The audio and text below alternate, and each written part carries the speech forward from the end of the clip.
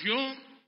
महाराष्ट्र में जो अपार औद्योगिक संभावनाएं हैं, उनमें टेक्सटाइल इंडस्ट्री भी एक है। विदर्भ का ये इलाका ये हाई क्वालिटी कपास के उत्पादन का इतना बड़ा केंद्र रहा है। लेकिन दशकों तक कांग्रेस और बाद में महाअगाड़ी सरकार ने क्या किया? उन्होंने कपास को महाराष्ट्र के किसानों की ताकत बनाने की जगह उन किसानों को बदहाली में धकेल दिया। ये लोग केवल किसानों के नाम पर राजनीति और भ्रष्टाचार करते रहे। समस्या का समाधान देने के लिए काम तब तेजी से आगे बढ़ा जब 2014 में देवेंद्र फडणवीस जी की सरकार बनी थी। तब अमरावती के नांदगांव खंडेश्वर में टेक्सटाइल पार्क का निर्माण हुआ था। आप याद करिए, तब उस जगह के क्या हाल थे। कोई उद्योग वहां आने को तैयार नहीं होता था। लेकिन अब वही इलाका महाराष्ट्र के लिए बड़ा औद्योगिक केंद्र बनता जा रहा है। साथियों, आज पीएम मित्र पार्क पर जिस तेजी से काम हो रहा है, उससे डबल इंजन सरकार की इच्छा शक्ति का पता चलता है। हम देश भर में ऐसे ही 7 पीएम मित्र पार्क स्थापित कर रहे हैं।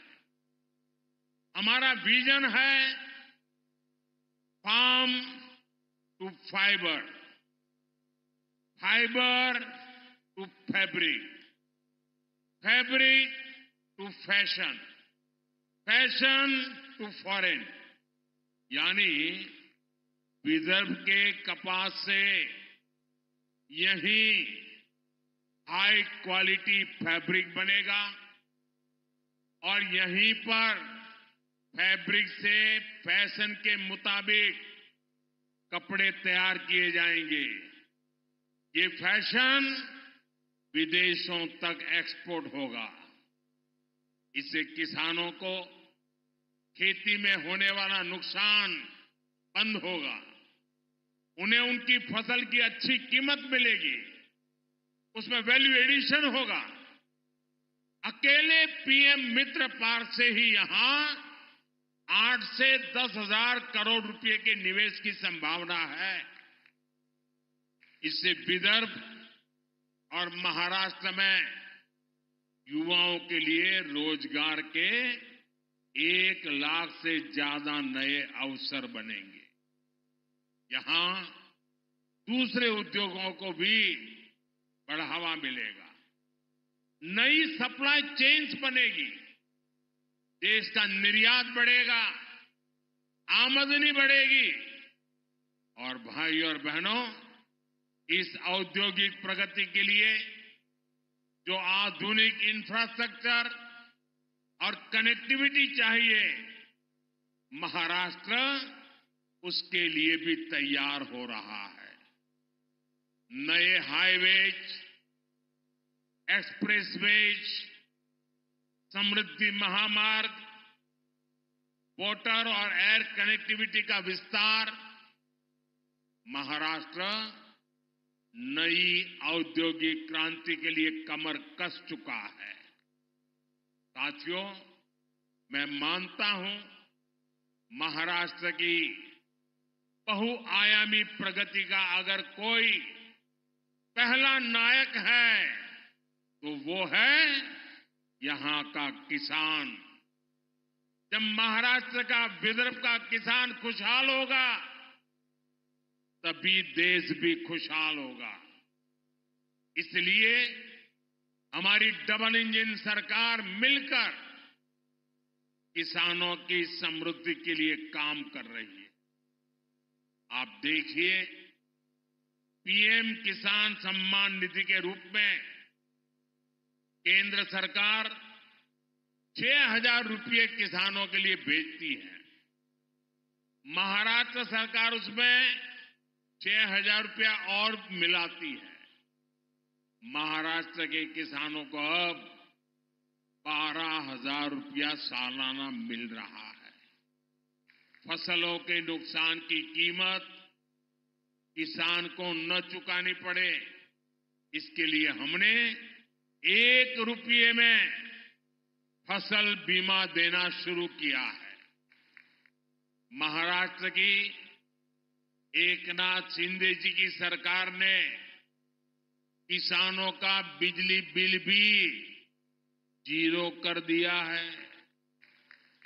इस क्षेत्र में सिंचाई की समस्या के समाधान के लिए हमारी सरकार के समय से ही कई प्रयास शुरू हुए थे, लेकिन बीच में ऐसी सरकार आ गई जिसने सारे कामों पर ब्रेक लगा दिया। इस सरकार ने फिर से सिंचाई से जुड़े प्रोजेक्ट्स को गति दी है।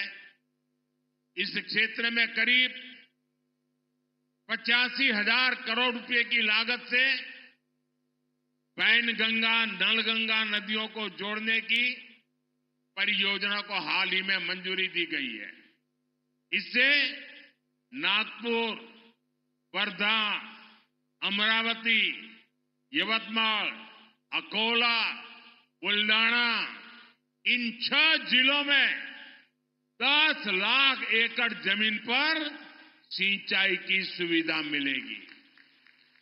साथियों, हमारे महाराष्ट्र के किसानों की जो मांगे थी, उन्हें भी हमारी सरकार पूरा कर रही है।